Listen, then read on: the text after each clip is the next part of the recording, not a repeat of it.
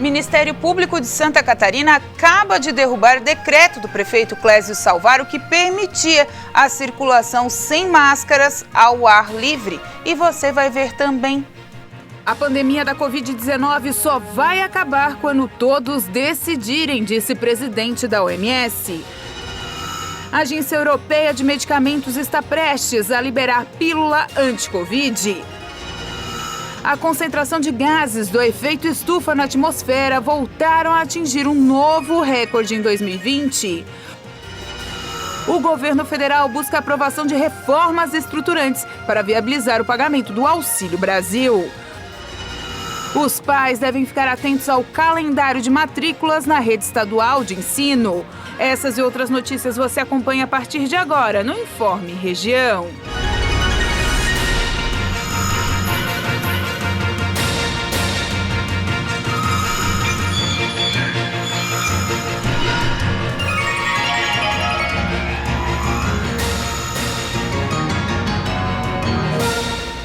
Olá, hoje dia 26 de outubro de 2021, terça-feira ensolarada em todo o sul catarinense.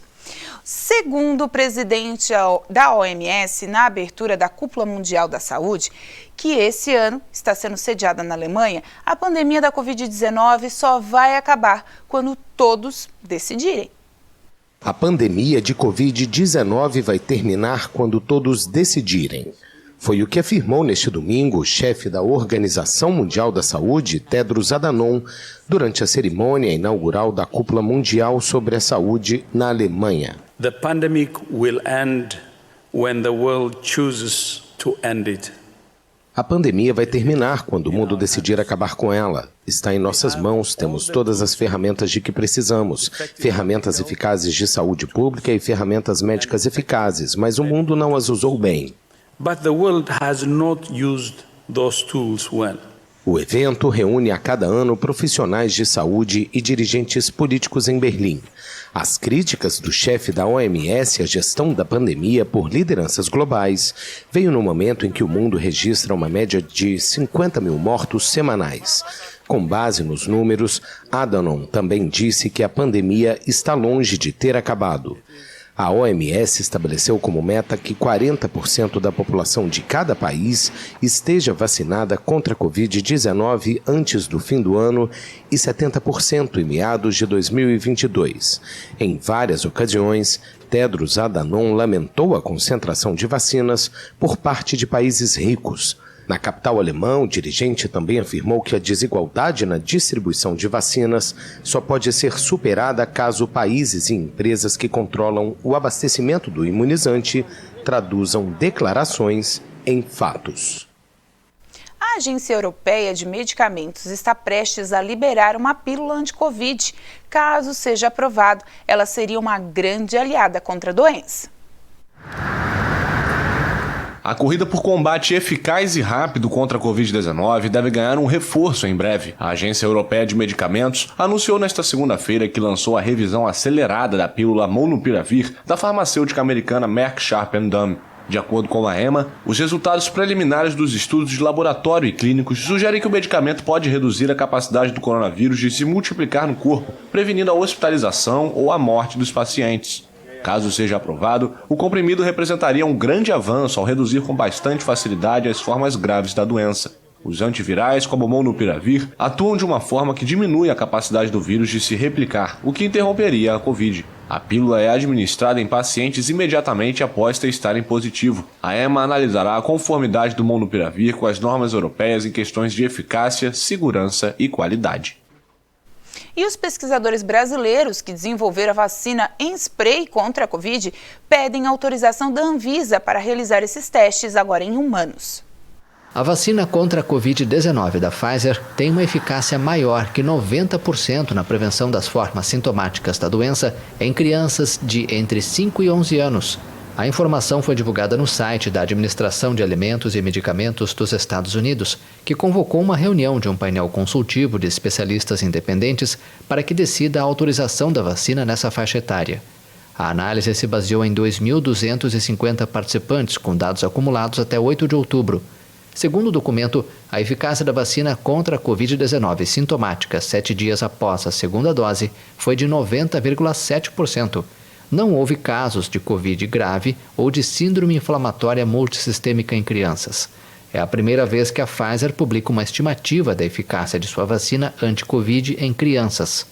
O governo do presidente Joe Biden disse que está pronto para lançar a campanha de vacinação para as 28 milhões de crianças de 5 a 11 anos nos Estados Unidos, assim que a vacina for autorizada pelas agências científicas.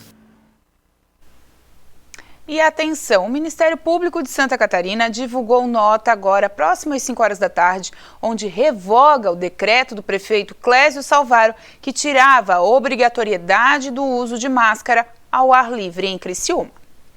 O Ministério Público catarinense obteve a medida liminar para suspender de imediato os efeitos do decreto municipal de Criciúma, que dispensa o uso de máscaras nos ambientes externos da cidade. A norma municipal sustenta o Ministério Público de Santa Catarina é ilegal por contrariar a lei federal e o decreto estadual, que fixam regras para o combate à pandemia. A ação ainda depende de decisão judicial.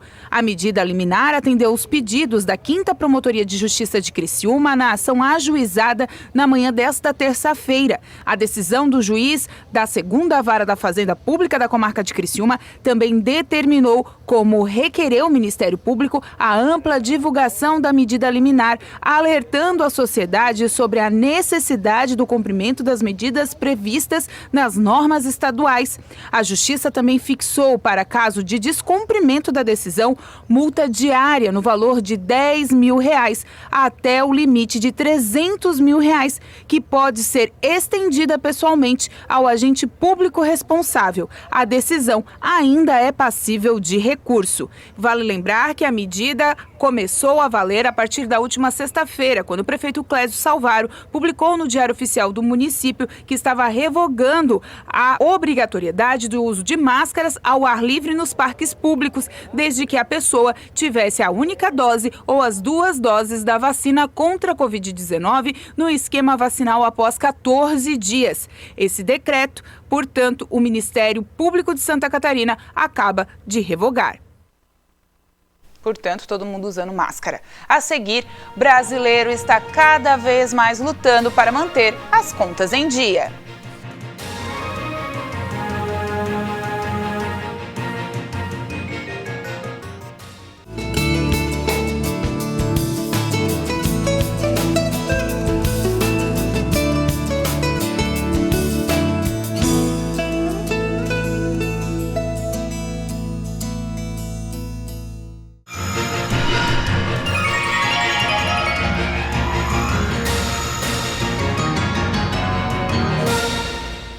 E há poucos dias antes da Conferência Climática, a COP26, uma notícia só aumenta a preocupação dos cientistas sobre as mudanças climáticas. As concentrações de gases do efeito estufa na atmosfera voltaram a atingir um novo recorde em 2020. O alerta foi realizado pela Organização Meteorológica Mundial. De acordo com o boletim da OMM, a taxa de aumento anual registrada foi superior à média do período 2011-2020. No relatório, a agência da ONU indica também que já se evidencia a transição de uma parte da Amazônia, considerada local de absorção, para uma fonte de emissão de carbono por causa do desmatamento. Today we are talking about greenhouse gases Hoje estamos falando de gases de efeito estufa e novamente quebramos recordes nos principais gases poluentes, como dióxido de carbono, metano e óxido nitroso. E essa tendência negativa que observamos antes por décadas continuou.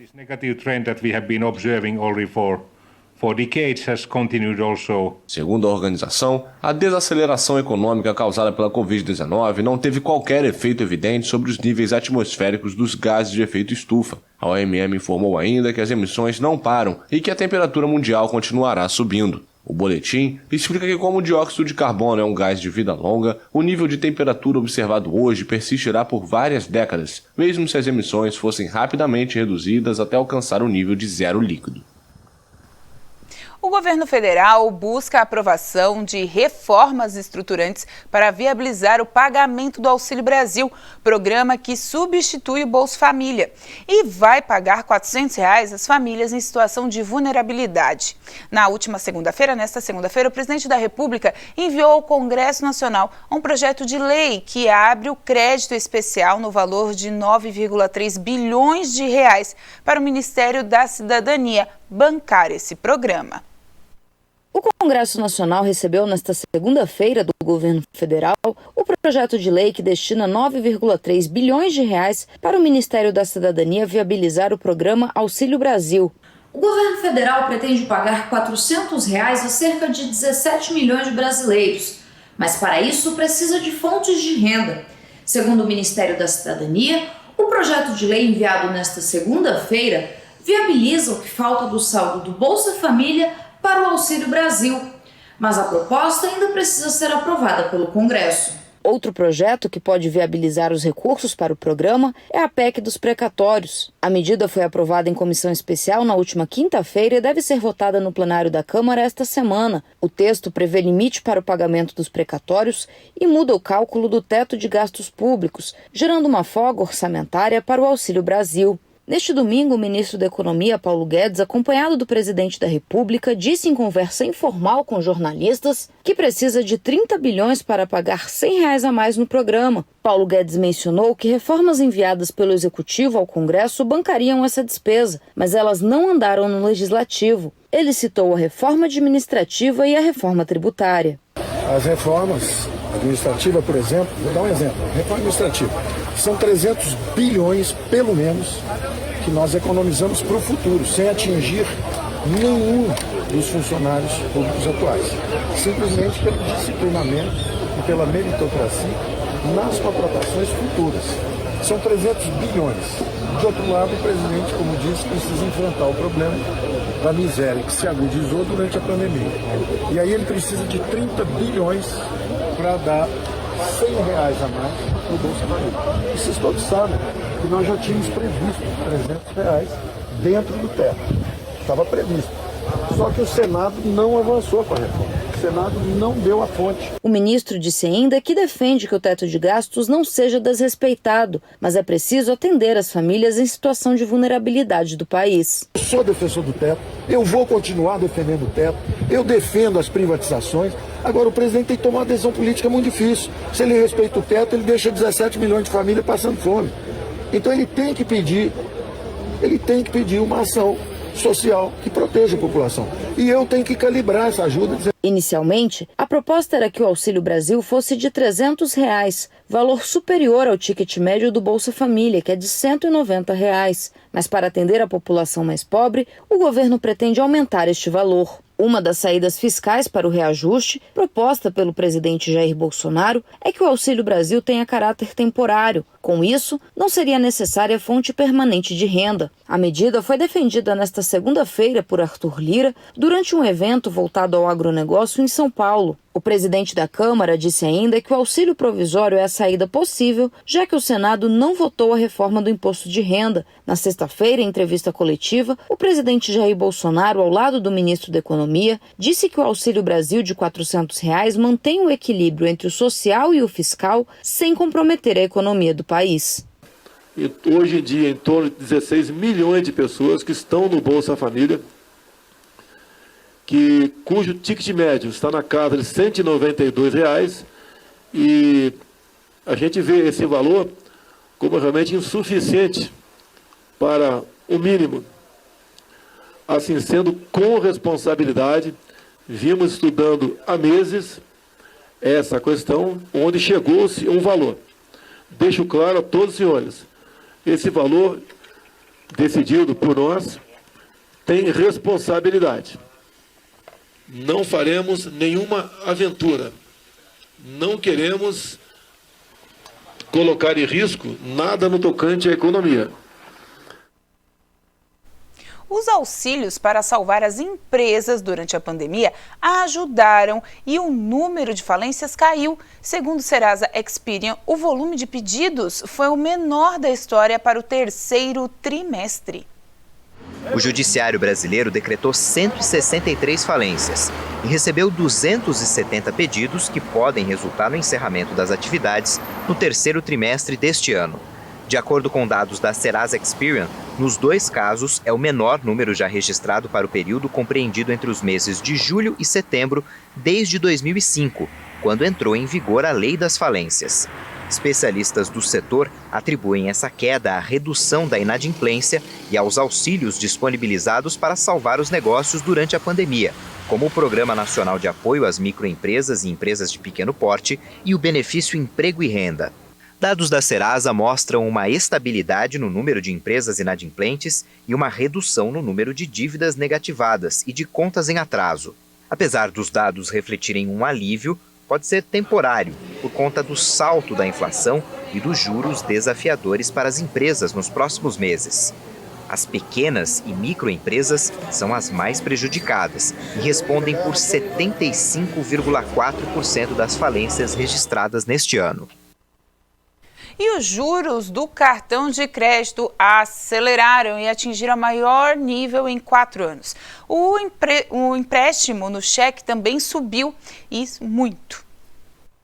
Os juros do cartão de crédito rotativo aumentaram pelo 3º mês seguido em setembro e saltaram para 339,5% ao ano. A taxa é a maior desde agosto de 2017. Os dados foram divulgados pelo Banco Central. No caso dos parcelamentos no cartão de crédito, a taxa ficou em 168,7% ao ano. E tomar dinheiro emprestado no cheque especial também ficou mais caro em setembro. A taxa anual alcançou 128,6%, o que representa a segunda alta seguida, e é o maior patamar desde março do ano passado. Ao longo do ano, os juros do rotativo acumulam alta de 10,5 pontos percentuais, enquanto a entrada no cheque especial ficou 18,6 pontos percentuais mais cara. Já o pagamento parcelado do cartão de crédito saltou 19,8 pontos percentuais no mesmo período. Em falar nisso, em alta, em conta, para pagar as contas, que é uma preocupação para muita gente, mas tem boa notícia, é que o brasileiro está levando menos tempo para se livrar desse problema. Uma pesquisa feita por uma startup do ramo financeiro mostra que o tempo médio para o pagamento de um boleto em atraso caiu pela metade no Brasil. E o principal motivo foi o Auxílio Brasil, dado pelo governo federal às pessoas de baixa renda. Pagar uma conta atrasada é uma preocupação que incomoda muita gente. Perde o sono mesmo, porque é preocupação, né, na verdade. Tenho filhos, né? Então tenho família, tenho aluguel, tenho um monte de coisa que eu pago. Então causa totalmente um desconforto. Eu fico estressada, né, chateada, com um monte de coisa na cabeça. Tira a paz. Tira, não se tira. E quem acaba de pagar uma conta sabe o alívio que isso significa. Porque isso aqui eu pago todo mês, R$150 todo mês, 130, 136, 138, depende. Mas mais que o valor é a paz que não tem preço, né? Mais que o valor é a parte que não tem preço. Mas a boa notícia é que o brasileiro está levando menos tempo para se livrar desse problema. É o que mostra o levantamento feito por uma startup do ramo financeiro. De acordo com a pesquisa, o tempo médio para uma conta em atraso ser paga caiu pela metade no país. No segundo trimestre de 2020, o tempo médio para o pagamento de uma conta atrasada chegou a 47,7 dias. No mesmo período, em 2021, esse prazo foi reduzido para pouco mais de 22 dias. Uma queda de 54%. E essa diminuição mostrada pela pesquisa coincide com o início do auxílio emergencial, que passou a ser liberado pelo governo para a população mais carente em abril de 2020. Um mês depois das pessoas começarem a receber o benefício, o pagamento de contas em atraso já registrou um aumento de quase 30%. E os maiores índices foram no Nordeste do país e entre os consumidores que não possuem contas em banco. Bom, eu acho que o auxílio emergencial foi fundamental, foi cirúrgico, ele ajudou a grande maioria dos brasileiros que tem muita dificuldade de gerar renda, e quem tem dificuldade de gerar renda não tem dinheiro poupado. O auxílio foi importante e ele direcionou. Eu acho que muita gente usou o auxílio para complementar a alimentação, que é o ponto mais relevante numa família, né? É a questão alimentar, e provavelmente podem ter acertado dívidas de carnê, cartão de crédito, essas coisas, né? Porque o grande drama, quando eu fico sem acesso ao crédito, é que numa emergência eu não compro nada. O estudo também revela que, com a crise causada pela pandemia, o brasileiro priorizou o pagamento das contas essenciais, como luz, água e telecomunicações. Por outro lado, os débitos não essenciais registraram atrasos até 5 vezes maiores, principalmente o cartão de crédito, compras online e consórcios. De casa eu acho mais importante pagar, né? Banco também. Aí o restante a gente vai levando com a barriga. A conta de água, luz são essenciais, né? Porque se não pagar, eles cortam, né? Luz, eu percebi agora nesse mês que eu tive que parcelar minha conta, porque estava muito alta. Então eu optei por parcelar para não ficar atrasando a conta. Prioridade sempre aluguel, alimentação, a saúde e a escola dos meus filhos. Essa é a prioridade. O resto é quando der. O resto é pagando pouco a pouco, né? Para também não deixar acumular, né? Que senão também vira uma bola de neve. Em outubro, o auxílio emergencial paga a última parcela e não será mais prorrogado, conforme anúncio feito pelo governo. Em 1 ano e meio, o programa injetou quase 360 bilhões de reais na economia do país. A partir de novembro, começa o pagamento do novo Auxílio Brasil, que vai substituir o Bolsa Família. O vídeo de lançamento foi divulgado pelo ministro da Cidadania, João Roma, em uma rede social. O maior programa de transferência de renda para aqueles que precisam de apoio e oportunidades. Uma força necessária para transformar vidas e desenvolver o país. O programa terá um reajuste de 20% em relação ao anterior e pagará pelo menos R$ 400 para famílias de baixa renda. Mais que pagar contas, o desafio será erradicar a pobreza no país. O Auxílio Brasil está integrando políticas sociais para que, dessa maneira, possamos, além de oferecer uma teia de proteção social para a população em situação de vulnerabilidade, poder também agir com forte peso na transformação social. A contribuição dos programas sociais é um aumento de renda, né? Então, eles trazem renda para as famílias que têm maior vulnerabilidade social, que têm, digamos que, uma escassez ou uma falta de oportunidade no mercado de trabalho. Então, esse é o grande ganho. Eles são programas de apoio, mas são apoio intermediários, né? São apoios de curto prazo. A gente espera que essas famílias não dependam no futuro desses programas. Esse é o ideal. Então, o programa, ele é bom quando utilizado como meio, e ele é ruim quando utilizado como fim. Confira agora as vagas de emprego que são destaques aqui na região. Auxiliar de vendas, técnico de enfermagem, vendedor externo, analista de marketing, motorista, finalizador técnico projetista de móveis, designer, técnico em eletrotécnica, auxiliar de cozinha, auxiliar geral, analista financeiro, operador de máquina de CNC e torno, estoquista, costureiro, mecânica de automóveis. Para essas e outras vagas, basta acessar rededetalentos.com.br. A seguir, calendário educacional do Estado foi divulgado.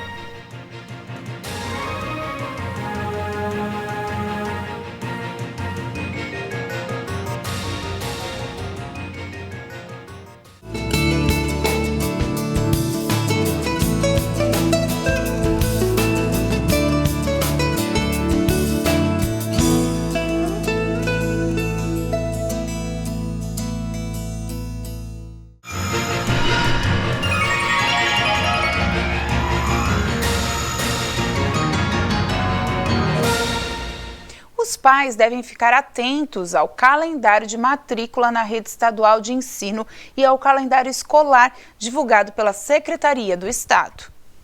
Está marcado para o dia 7 de fevereiro o início das aulas na rede estadual para o ano letivo de 2022. Os professores iniciam alguns dias antes, no dia 3 de fevereiro, para o planejamento pedagógico do ano letivo. O calendário completo, divulgado pela Secretaria de Estado da Educação, indica que o primeiro semestre letivo vai terminar no dia 16 de julho, quando começa o recesso escolar no meio do ano.